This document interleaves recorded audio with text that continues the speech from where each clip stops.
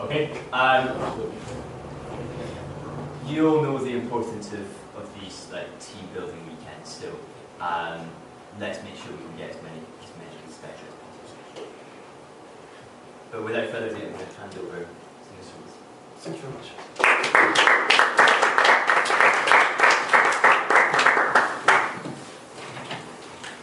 I really hope we don't get charged for this board. That was so you could hold that. You call it paper.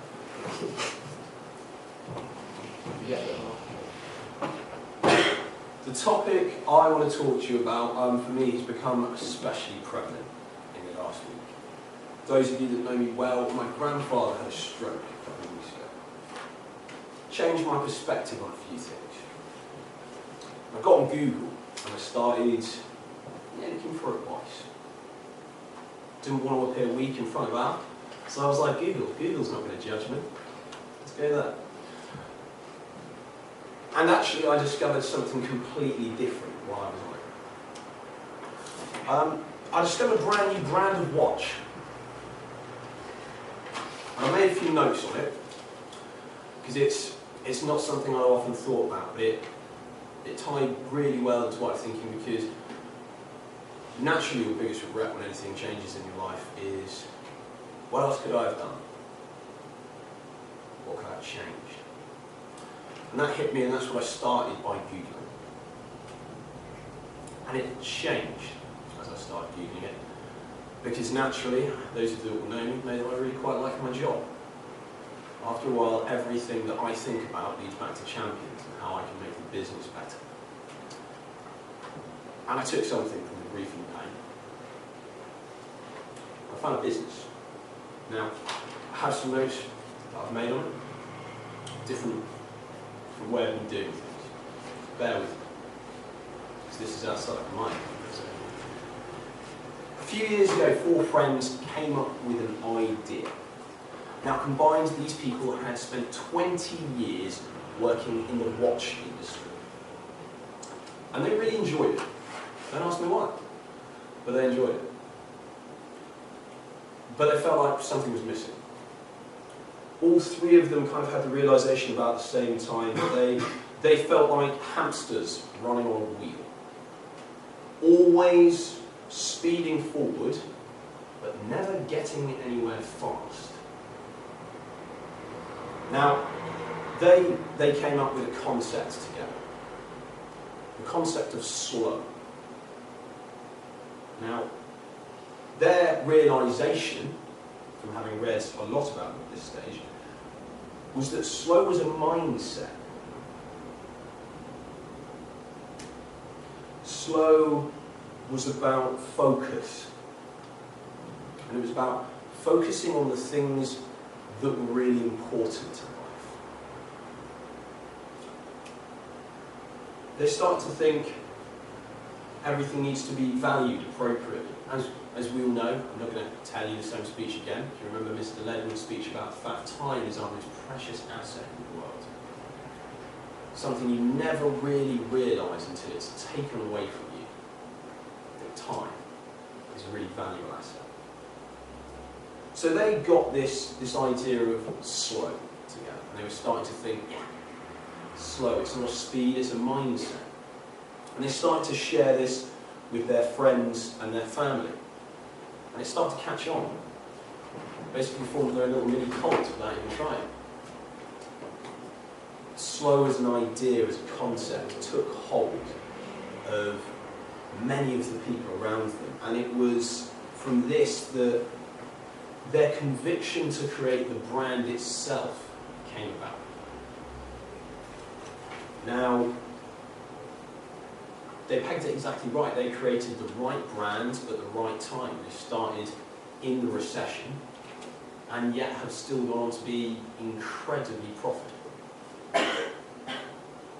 Not only profitable money-wise, but also with their initial statement, which was to create the idea of slow as a mindset. Now, they did things a little bit differently when they created a watch.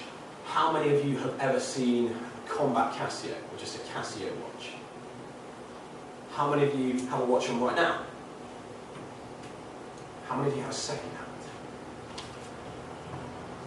How many of you have a minute hand?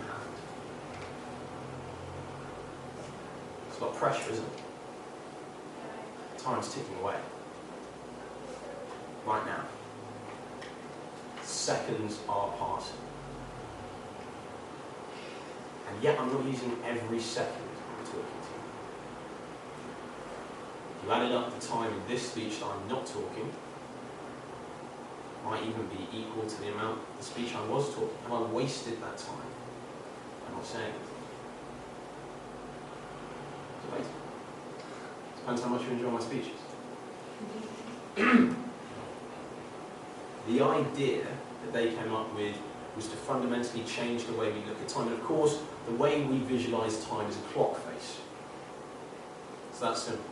Those of us that can actually tell the time, I know there are one or two people in this room that struggle. Not you.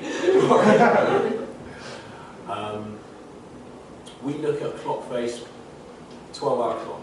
Pretty simple, 12 to 12. They changed that. They started to view the day as 24 hours, an actual day. 24 little hours on the clock. 15-minute gaps. Increments. So you, instead of just visualising it and thinking, oh my God, countdown, countdown, countdown, you can actually start to appreciate the day for what it is. Because yeah, we spend a good portion of our day sleeping. We spend a good portion of our day doing a lot of the other things that matter. But if you count it down and you just say you've only got 8 hours of the day to be successful, a lot of pressure gets put on. Are we any more successful when we're under pressure? On the whole, no. If everything sits in quad one, panic mode, panic mode, panic mode, pressure, pressure, pressure, things don't get done and you get stressed. When you get stressed, you get unhappy. Unhappy people don't bring results. In this or in life, do any of you want to be stressed for the rest of your lives? I sure as hell don't. I'm wrinkly enough as it is. It's about relaxing. It's about the concept of slow. Taking time for what it is. It's there to be appreciated. Now, recently one of my friends told me that her New Year's resolution was to only spend time with people whose company she valued. I really liked that when I heard that. Valuing your time. And that's how I ended up finding this website when I originally Googled it, because I was Googling the value of time and how you can make up for time loss. You can't. It's the simple message. We can use things to try and overcome a time barrier, but it doesn't help, really. The more technologies that we've discovered and used, it's actually the more stressed we've become. The time pressure is increased, it's jacked up. We don't want things done today, we want them done 2 weeks ago, and we'd like a latte with that. All we want to do is take, take, take. If we don't ever give back, give our most valuable asset back, we fail. Now, the whole company of Slow is based in watches, but if you actually think about watching time tick away from you, it's actually a very scary prospect. To sit there and think that seconds, it's not telling you how much time you've been doing something, it's telling you how much time you've got left to do something. I recommend Googling the company. They can tell their story much better than I can. But the whole ethos, the whole idea is fascinating. And I, like I said, started to apply that back to Champs. And I did some maths. Very rare for me to ever do maths. We expressives hate analytical stuff. Who can tell me the significance of 3,569? Anyone else like to hazard a guess? Second of the day. Yeah. Is that already been said? Yep. Actually, I suppose the most significant number for you right now would be 3,568.75.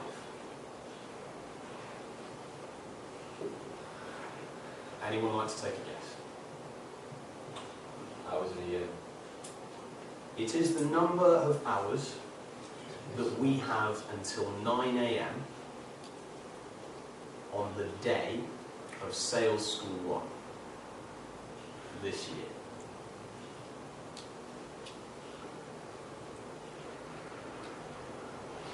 That frighten anyone? In 3,568.75 hours, our fundraiser is going to walk through the door of that hotel, and they are going to look at you and they are going to see a manager. Be honest, does that frighten anyone in this room? I'm starting to get goosebumps because it frightens me. Because I did some other maths.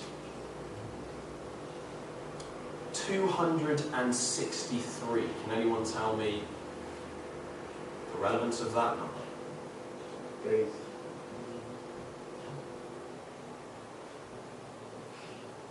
It's the number of contact hours that you have available with champions, including Easter.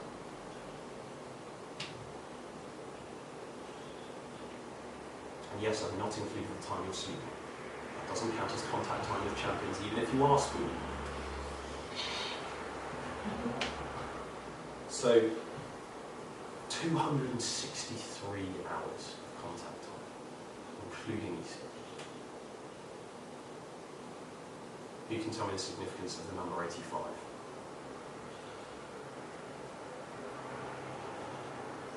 Days. Hours in a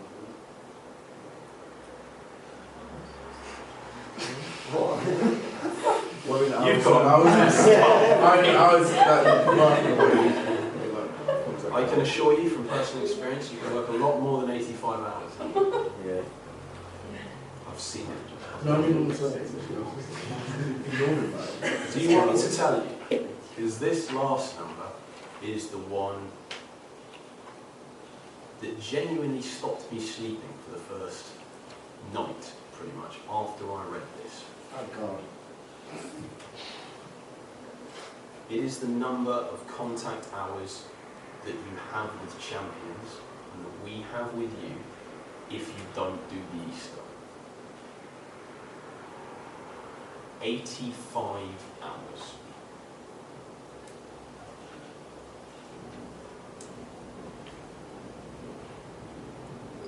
I want you to just have a quick think of something menial in your life that you have spent 85 hours doing. And please keep it clean.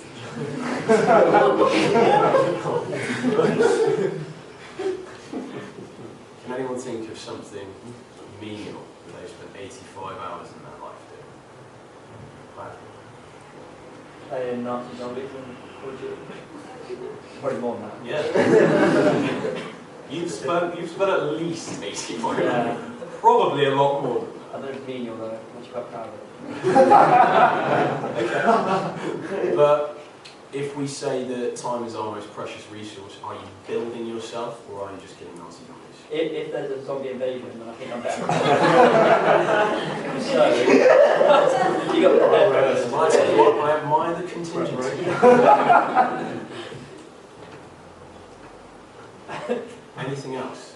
85 hours of something that you've spent immediately in your life. Ed? This year on public transport. Oh, Days. Oh my God. Okay. Something in 25. Yeah, so sat in traffic waiting. But I would hope that you're off to do things that you enjoy. So at that point I would kind of say that it's worth the wait, as long as you're enjoying it. But I get your point, just waiting for things.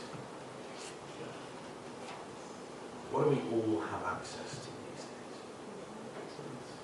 What is the most socially significant technological advancement? Snapchat. So my friend, you have spent a lot more than 85 hours on Snapchat. I've just finished my second pizza and I got a Snapchat from Toya that says no pain, no gain. Just bench pressed 8 times my own weight. And I'm like, I'm going to lift my own weight. Snapchat. What's another one? What is the biggest eater of your time? Fine. Phones.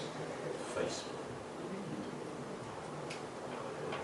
Statistically speaking, even if you're not doing anything, you have checked that Facebook wall. And you love that Facebook. Oh my god, somebody liked my profile picture. No way. Let's have a cheeky stalk, find out what I'm up to. So true. Plus, yes. You tag yourself afterwards. Yeah, pretty much. Untag yourself. When I saw that, I was frightened because when over the Christmas period, I played Rome 2 Total War, probably for quite a lot longer than 85 hours. The moment I saw 85 hours written down there and realised that unless you could do Easter, that was all the contact time I was going to have with you, I didn't take lunch that day. Stayed in the office till 10. Because I was frightened I wouldn't be good enough to teach you the things you need to know. Do you want some more time? Can we get some more? Otherwise her time with us is dramatic. I'd love that piece. We have 100% spent over 85 hours coffee. Yeah, sure. Guys, acting is not a waste.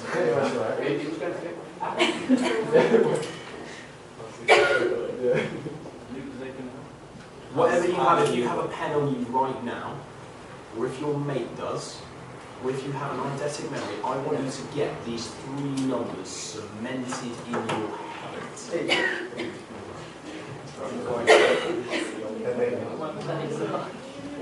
Those numbers again, ladies and gentlemen. 3,568.5. Just lost a 0.25. Can you repeat the number, please? 3,568.5.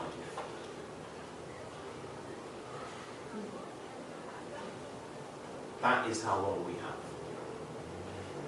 to be the biggest family we've ever been, to be the most successful, to deliver on the biggest contract. That's just it. 263 hours is the time we have to teach if we include Easter.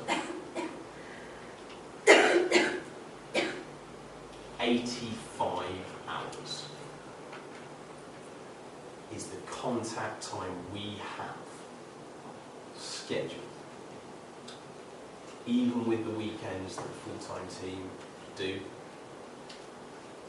for us to get anyone who's not going to do Easter to be at the right level, 9 AM on the day that a fundraiser is going to walk through those double doors, and they're going to see you and they're going to see a manager. I hope that frightens some of you. Because, like I said, it frightened me. Al says, and he quotes very right, Brian Rose, go where the fear is. I wake up every single day frightened that I'm not going to be good enough to train you all to be the best you can be. And I love that. The day I'm not doing something that I'm scared of and I'm trying to overcome is the day that I'll be in the wrong job. I love it. Valuing your time is crucial. Think slow as a mindset, not as a speed. Measured. Paced. You have a lot to do for your degrees in between now and Easter. Plan it right. You already know the contact time you're going to have with us. You've all got the schedules. You'll know when the business plan hand-ins are. Vicky Farrell, perfect example, knows she's got exams all of this week, so she handed in the first draft of her business plan to meet to a high standard on the 11th, because she knew she wasn't going to have time to go back and do loads of work on it later. Reece Hogan, prime example, planned his time well enough to spend 3 days with us on recruitment. The people are not top performers by accident. They take the thing that they value the most, their time, and they invest it in the right thing. I know the temptations when you're at university to have a beer or 15, to spend the next day so hungover you can't see, and you generally start to wonder if you in fact are a nocturnal creature. But if you don't value your time, no one else is going to. And that's a simple truth. Now, growing up, my sister has a favourite song. Those of you that have met Busy know that she is unashamed of who she is. She is completely unapologetic for herself because she values her time. She has a high self-worth, and it's something that I have always admired. And through that I have grown to admire the woman that sings this song, because the concept that she sings about is very simple. Now those of you that will know me well will know that I struggle with English, let alone any other language. So I had to look up the words the first time I heard this song. It's the idea of regretting nothing, of being wholeheartedly unashamed of your actions, of who you are and the road that has led you down the path that you've ended up on. Because people make mistakes, and this woman realised that mistakes are fantastic because you can learn from them. Mike Jones credited his Easter as the place he made the largest amount of mistakes in his life. Bless you. Thank you. But he credited that as the place that made him the top performer that he was. Diamonds are formed under pressure. Now, we may not all speak the language, but I would like you all to sit here and listen to my sister's favourite song and see if you can take from it the same meaning that I do. The resolution behind changing a thought process to valuing our assets.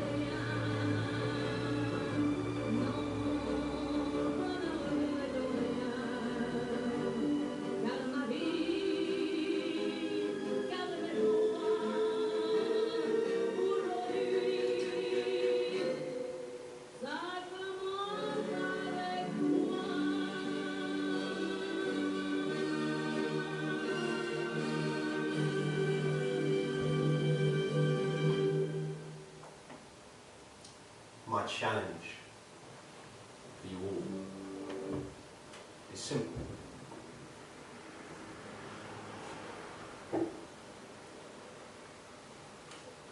In this song, this woman says, I regret none of it. No, not any. Not none.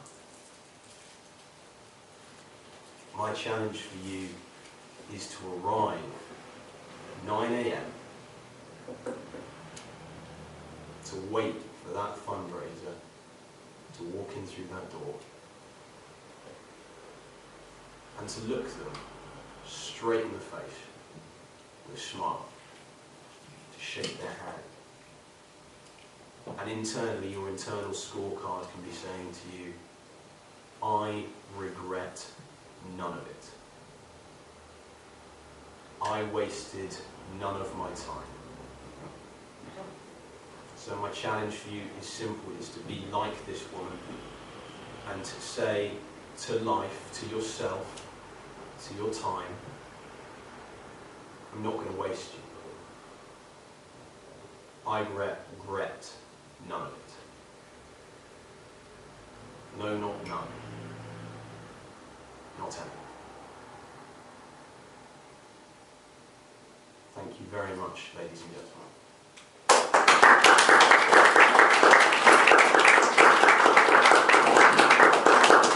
And in the spirit of us not regretting none of it, please can we get the chairs stacked just against the sides, and if we could make sure that all feedback forms are handed into Mr. Wilkerson pretty pronto. You may have to leave them outside, but let's leave this room in better condition when we found it, ladies and gentlemen. Thank you very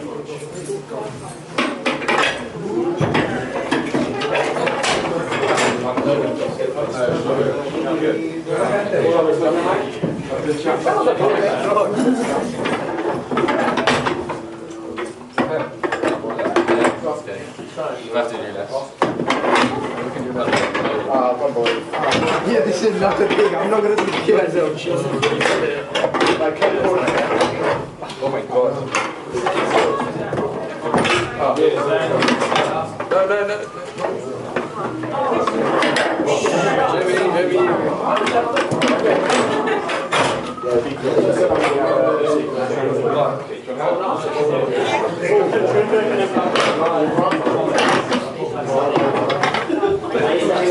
How are you going to get back?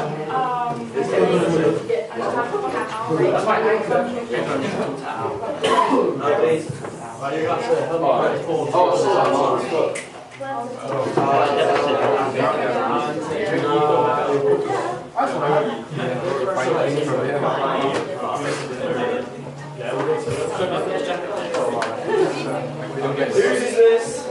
Sorry,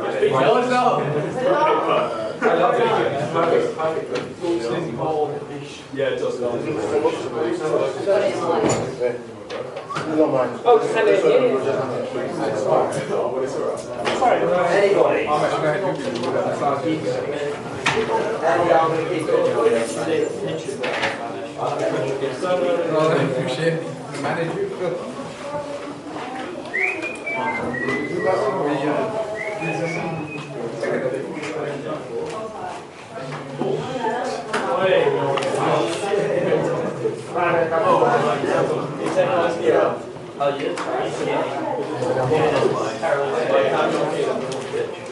He brings something in as well. Maybe.